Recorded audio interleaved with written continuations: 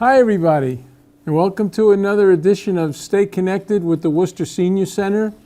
I'm your host, Dr. Michael Hirsch, the Medical Director for the Division of Public Health in the City of Worcester, and it's great to be with you again. I can't believe we're talking about the month of July, June. Unbelievable. These are halfway points of the year. And June is such a momentous month. So many things happen in June. Matter of fact, June actually reflects in its name one of the big things that happens in June, and that is weddings. Juno was the wife of the all-omnipotent god in the Roman hierarchy of gods, and that was Jupiter. So Jupiter was married to Juno, and Juno is the goddess of weddings. So weddings in June, that's still a very, very popular thing. Also graduations and other very big momentous family events, right? We have Father's Day in the third Sunday of June. That's a biggie. And we'll talk about some things in June that are health related because, you know, that's kind of what I do. June is actually National Alzheimer's Recognition Month. So, you know, in the population that we're talking about here together, seniors, Alzheimer's is a dreaded word. People don't like the idea of having a disease that takes away your faculties, takes away your awareness. In severe cases, may actually turn you into essentially a vegetable. It's not a nice word, but this is how Alzheimer's can progress. But there are some really exciting drugs that are coming to the fore now that seem to be delaying the progress of Alzheimer's. So this is something that you really have to think about. If you notice, or if your loved one or partner notices that you're becoming more forgetful, you're out on a drive to get some milk or some something at the store, and you suddenly forget where you were or where you should have turned, or if you keep losing things because you're misplacing them, this can be a sign, early sign of Alzheimer's. And rather than be afraid of it and be in denial about it, you should really think about talking to your primary care doc and getting plugged into some diagnostic testing. And if it's discovered that you have early signs of Alzheimer's, try to get into these medications. Some are still in trials, but getting into a trial might be a good thing. I'm certainly very, very sympathetic to families who have a loved one going through Alzheimer's because they require a lot of extra care, a lot of supervision, and unfortunately sometimes hospitalization in skilled nursing facilities because they really can't be left alone. So that's one of the things that we talk about during the month of June. We also talk about Cancer Survivors Month. Now, there's almost no family in the United States these days that has been untouched by cancer. Cancer seems to be everywhere. And it takes a lot of help and excellent medical care to be a survivor of cancer. I'm lucky that I am a survivor of prostate cancer. I've been in remission now for 6.5 years, and I'm grateful for every day that I've gotten that way. That's allowed me to live to see my daughter get married, my son get married, and now one of them have a grandchild for me, and another that's going to have one later in the month of June. So surviving cancer took a lot of work. It's not just work on the part of the docs and nurses that are taking care of you, the pharmacists that help provide medication if that's what you ended up needing, or the surgeons that help to take the cancer out. It's also your family. Your loved ones are very, very much involved. Sometimes it's very confusing for them whether they should make light of your situation and make you laugh and make you realize how much, no matter what you're going through, your family loves you. Sometimes they're just very sad because they think that your prognosis is bad and they don't want to lose you.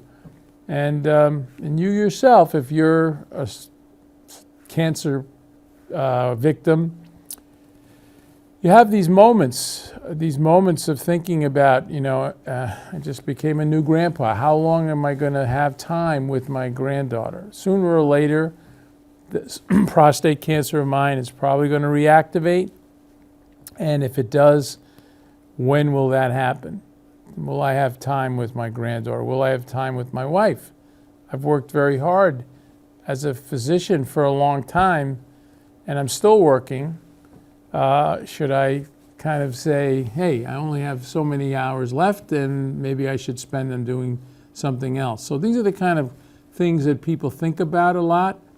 But with National Cancer Survivors Month of June, I would urge you to try to put in perspective the fact that you've been given a gift of survival. Try to make something out of it. Do something either fun for your family or yourself. Do something productive, like, gather the stories that you've been telling across the table for years and write them down. So that's a legacy project for you. Photographs that you've been collecting over the years, maybe they're now all digitized. Put them in some folder form that people can access and enjoy looking at your life as you have gone through this milestone of surviving cancer. And support cancer centers wherever you can. They do get a lot of patients that are not survivors, and it's a real shot in the arm when someone does survive and suddenly you get notification that they've given you a gift, or they've given you a donation to your program, or they've asked you to speak as a survivor to other patients newly diagnosed with whatever cancer you have. And that goes a long way as well. So I would say another very important thing we celebrate in the month of June is LGBTQ plus Pride Month. The world has really changed in this regard over the last 20 years. The acceptance of other alternatives of how you would live and who you would love. It's really become quite a sea change here in the United States. And it's a wonderful thing to applaud because, we've lived for a long time here in the United States with certain parties, ethnic groups, folks with gender identity issues ostracized, ignored, and oppressed. And now we're becoming much more inclusive and much more accepting. And I think that's a wonderful thing. So I think it's great that we have a month like this and that we recognize that who you love is not something that you necessarily have a control over. And if you choose to love somebody of the same sex, or you're not binary, or whatever term you want to use, that's up to you. You're still a human being. You're still a wonderful part of people's families and lives. And you're just part of the fabric of our country. So that's another big thing about the month of June. I would also say Juneteenth is a very, very important holiday. There are moves afoot to make it a national holiday, which is great. For those who aren't familiar with Juneteenth, it represents the date in 1865 when the word got to the Texas battlefront between the Union and Confederate troops that the war was over and that all of the African American families in the Texas area were actually part of the Emancipation Proclamation that declared that they were no longer slaves. So this has been celebrated for many, many years in black communities, but now it's being widely accepted in all communities that this day should be remembered and celebrated as the true Emancipation Day. Emancipation Proclamation was issued on January 1st, 1863 by Abraham Lincoln, but it only freed the slaves that were in the occupied territories of the Confederate Army. It didn't free the slaves in the border states or in other parts of the country where they were still considered property. So Juneteenth kind of was the one that did that. And yeah, do we have a long way to go still to achieve equity? Well, I can tell you at the Department of Health, and we're working on this tirelessly because we just went through a pandemic that showed the problems that we have with health disparities all over our community, not just here in Worcester, all over the country.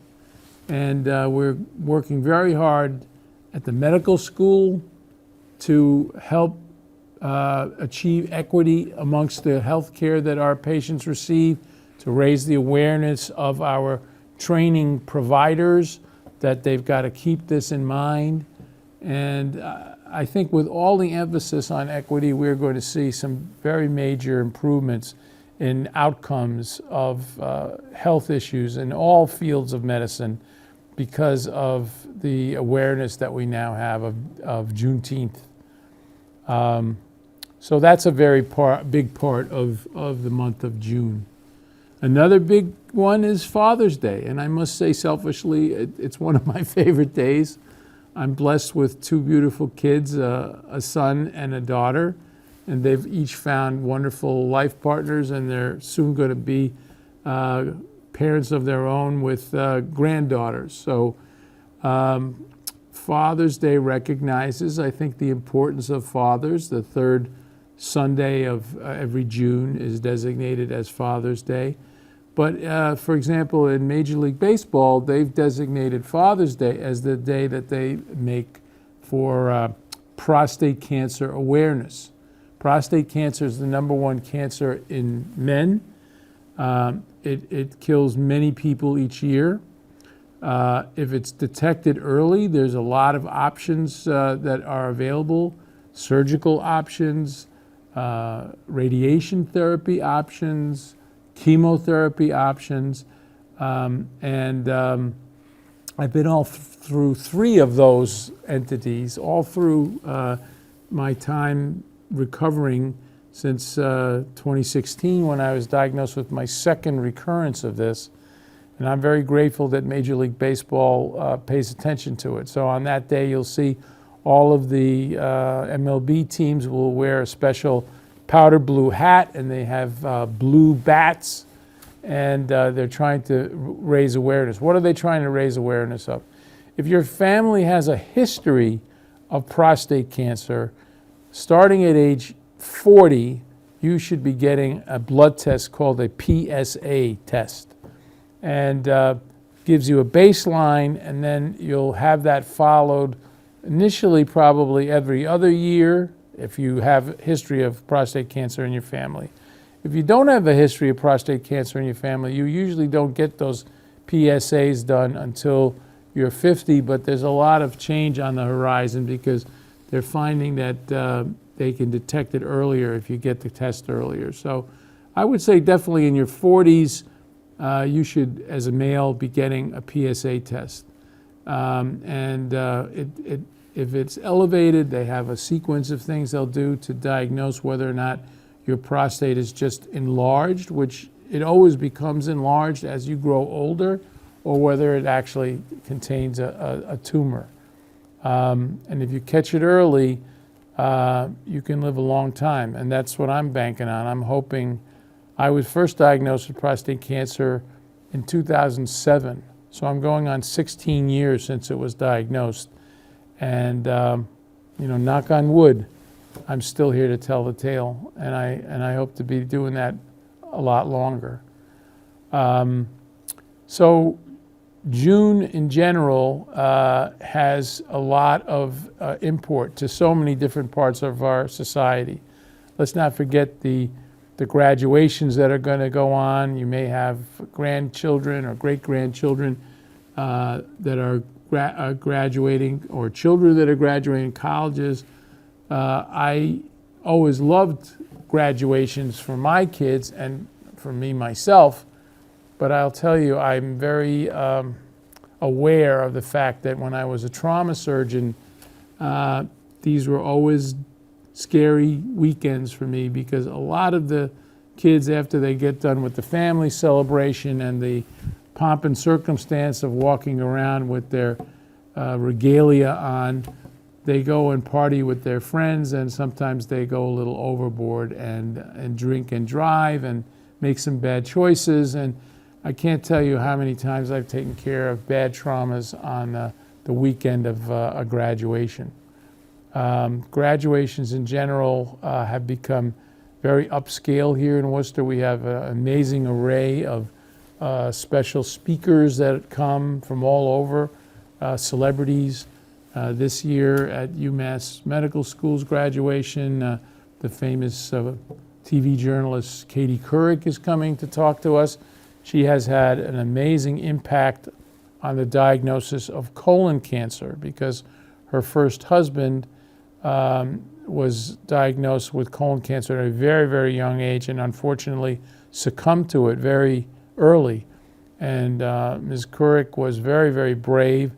After she had the initial recovery from the shock of losing her husband, she worked with docs at Columbia Presbyterian, where I used to train, and I knew these docs very well. They were my professors when I was a resident, and had a colonoscopy done on live TV on the Today Show, which I think is very brave.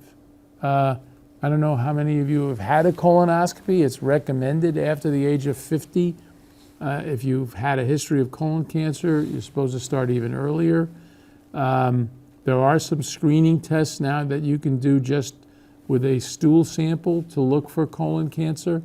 But colonoscopy is still, I think, a very important part of screening for colon cancer. And she did it right there live, not very much sedation. And I would credit my old professors for being super gentle about it. She didn't seem to bother. It didn't seem to bother her. She was able to still broadcast live during that segment of the Today Show. So graduations are important. The messages that you'll hear in these valedictory address are all fairly similar.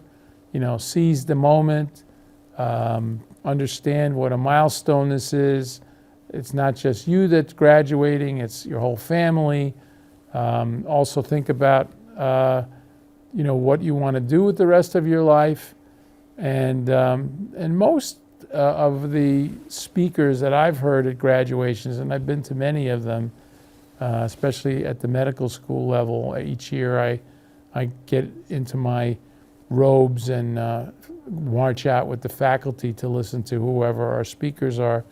I think most of the time people are encouraging people to think outside of themselves a little bit, to try to give something back to the community. Be the type of graduate who, yes, you want to have work-life balance. That's very, very popular now in the thinking of our younger generations coming up. All work and no play make Jack a dull boy was the old poem that we used to say. Well, that's what work-life balance is about. Work-life balance, meaning if you have an unhappy home life, you're not going to have a good work life. If you have an unhappy work life, you're going to bring it home, and you have to kind of find a way of juggling those two entities so that they are like the yin and the yang, that they fit perfectly together, like the emblem on the Korean flag. I think that's a very common message that our graduates get.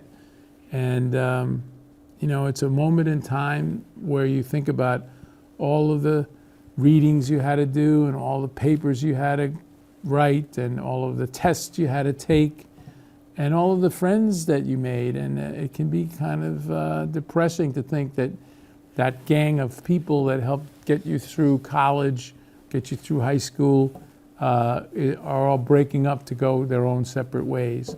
But these are bonds that are very tight, and some of those people will be in your lives always. Some will drift in and out of your life, and some of them are so close that when they drift back in, it's like you haven't been apart for 5 minutes. I'm lucky enough that I have wonderful friends from my college days that I still keep in touch with, but I don't see as much as I'd like. But when we're together, it's like we're 18 again.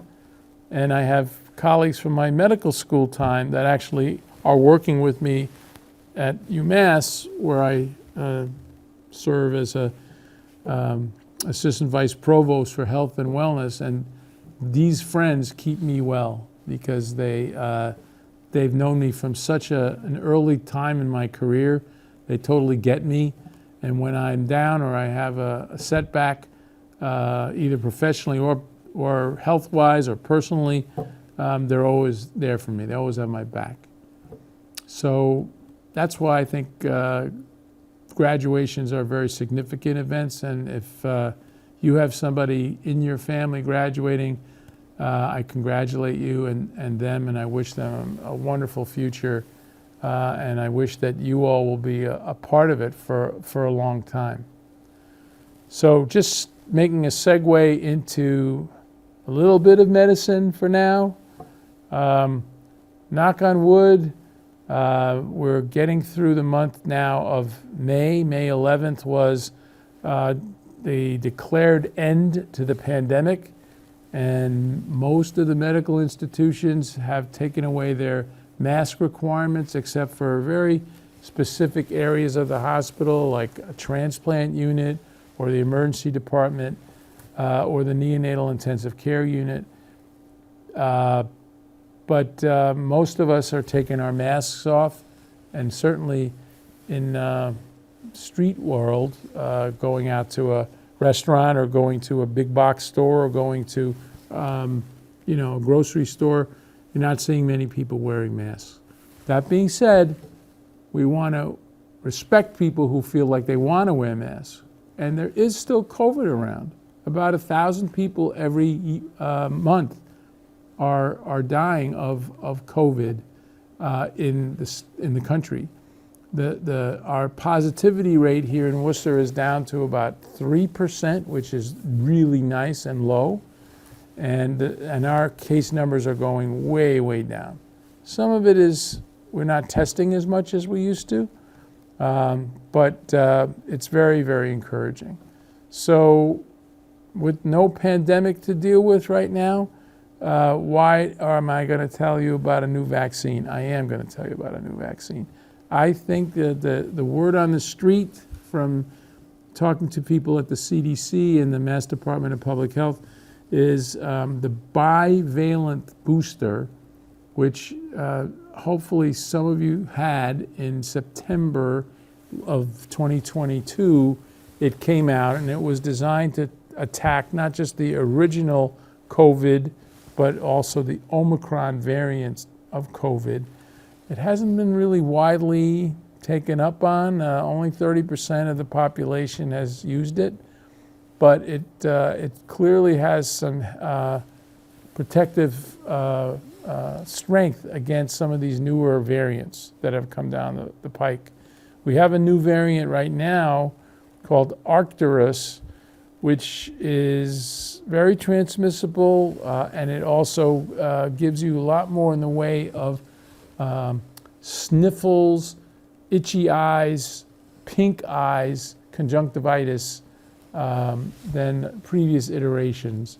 So if you have any of those symptoms, don't blow it off to just pollen.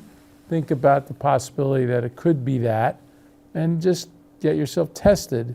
And if you're positive, the instructions are 5 days at home with a mask, and then you come out of that and 5 days at work with a mask. If you're symptomatic, you have to extend those 5 days. So you have to be 5 days and asymptomatic before you can go back to work. If you are a high-risk person and you test positive, this oral medication Paxlovid is still a very good adjunct. And although it does cause a little bit of rebound sometimes, like when you come off of Paxlovid, which you take for 5 days, some people get a little sick on that 6th and 7th day. In the long run, it usually reduces your symptoms and reduces the likelihood that you'd have to be hospitalized, which is really what we're aiming for. We don't want people in the hospital with this. So that's the good news about COVID, and I think it is in the rearview mirror. I think we will have a new vaccine available, which might be combined with the flu vaccine starting in maybe September, October. So stay tuned on that. I'll try to give you more information as we go through the summer. As far as other viruses on the horizon, we're not really seeing much of that. There is some talk about monkeypox making another round of diseases for the Western world. Many of these, we figured out last year, were caused by very large parties that were held in Europe amongst homosexual men that ended up spreading first to our shores, and until the LGBTQ community actually got the word out to people in that community, the behaviors that were causing it to propagate weren't modified. But once the word got out from the right messengers, the behavior was modified and the epidemic spread was stunted. And in the meantime, a monkeypox vaccine became available, and it's still available. So, but there are these parties that are going on in Europe right now, particularly in Amsterdam and in Holland, which always is a place where we could have another outbreak. I guess the other thing I wanted to mention for those of you who are history buffs, June 14th is Flag Day. Sometimes the flag has been subject to a lot of criticism because of the inequities in our country, the racism in our country. But as a son of Holocaust survivors and knowing how patriotic my family was about really essentially being saved by America's armed forces, you won't hear anybody in my house talking bad about the flag, doing anything other than to revere it. It's not one of those situations where my country right or wrong, but I think the flag is a symbol of a unified purpose of providing a democratic government which will help us all navigate life. And I think as much as it's gone through some rough times the last 8-9 years, it's still working, and we have to just, I think, honor it. So on Flag Day, I'll be wearing a flag pin. And I wear it in my heart that way all of the year, really. The last thing I'm going to say, because I think you probably want to move on and enjoy some of the beautiful weather that's probably out there. I hope you're watching this at a time when you have nothing else to do. I'm wearing an orange tie. Now, why would I be wearing an orange tie in honor of the month of June? Well, June 2nd, 3rd, and 4th is a weekend called Wear Orange Days. Wearing orange is the universal gun violence prevention color. For any of you that hunt, or you have relatives or friends that hunt, they have to wear some kind of orange clothing, and that's to protect themselves from being shot at by another hunter inadvertently. If you go out in the woods all in camo gear and blend in to the forest, a stray bullet aimed at you, thinking that you might be rustling the leaves where a deer or a boar might be, could end your life. So wearing orange became something that was embraced by the group Moms Demand Action, which is a really wonderful group of literally mothers who have either had a loved one that they lost or know of people that have had that tragic situation, and they embrace this color as a way of showing their solidarity about providing better gun violence prevention laws and behaviors in people. So I'm wearing it because I'm a supporter of Moms Demand Action. And I also, from past stories that I've told you, I lost my best friend to gun violence.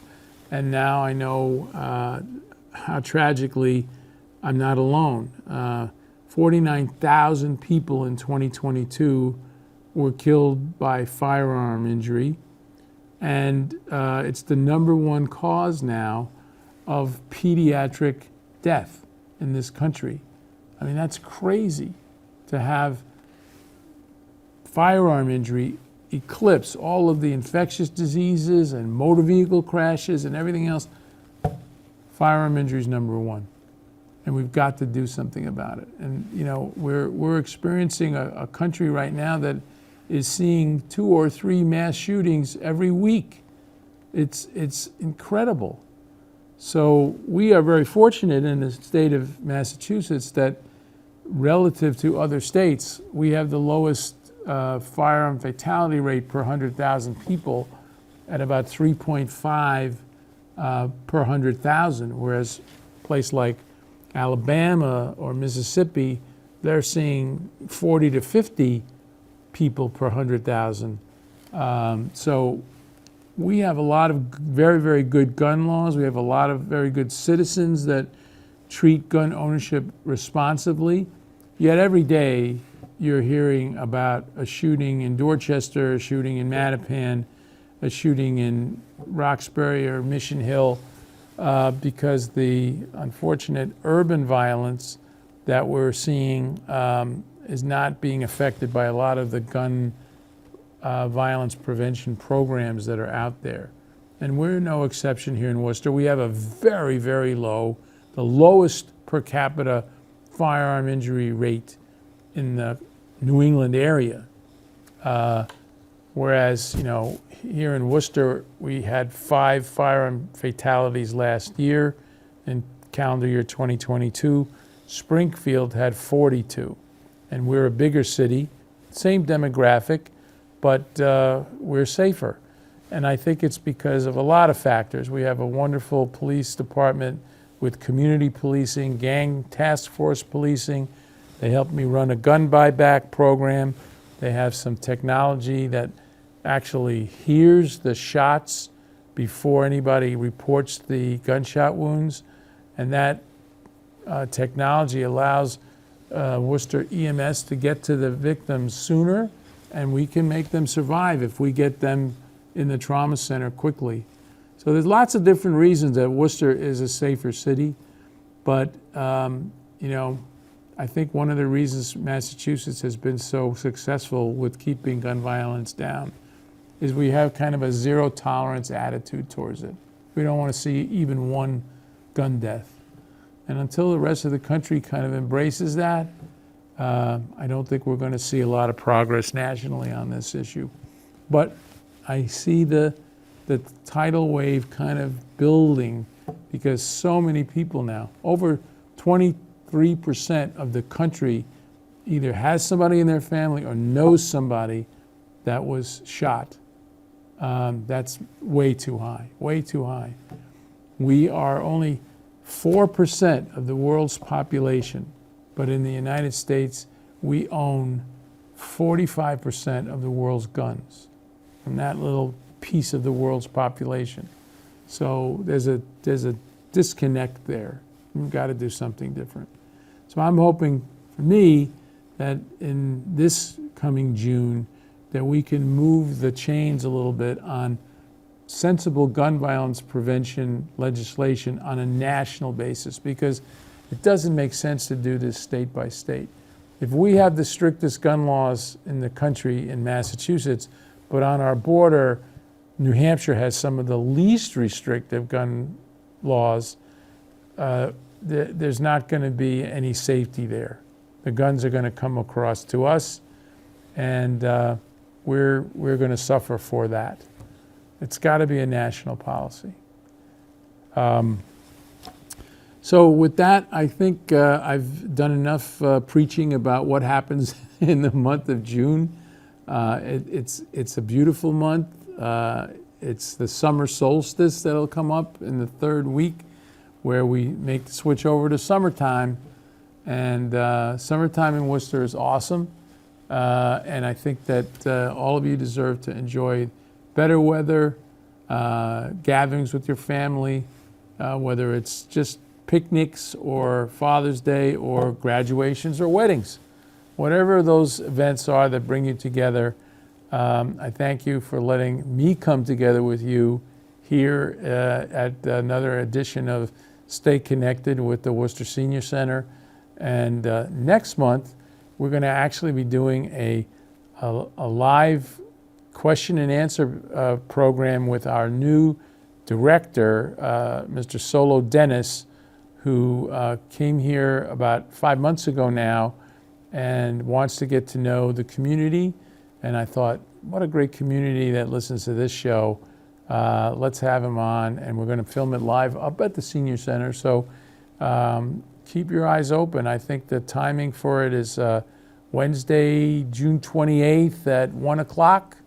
We'll be there, and if you want to be there in the audience, ask questions, etc., we'll be there for you. So thanks a lot. Be well, and we'll see you next month.